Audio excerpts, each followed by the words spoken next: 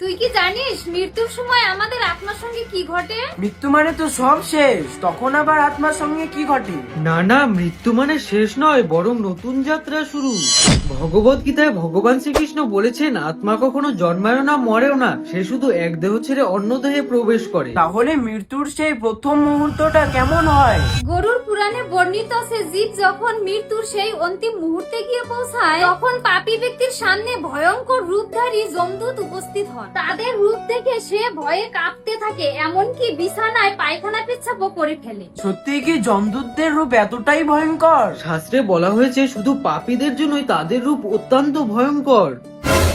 কিন্তু যে ব্যক্তি ভগবানের নাম স্মরণ করে, ভগবানের ভক্তি করে, তার জন্য মৃত্যুর অভিজ্ঞতা সম্পূর্ণই আলাদা। তাই তো শাস্ত্র বারবার বলে, এই মানব জন্ম শুধু খাওয়া আর ঘুমানোর জন্য নয়, এমন কাজ করো যাতে ভয় নয়, ভগবানের নাম স্মরণ হয়। তাহলে জীবনের সবচেয়ে বড় প্রস্তুতি হলো মৃত্যুর আগে ভগবানের নাম স্মরণ করা।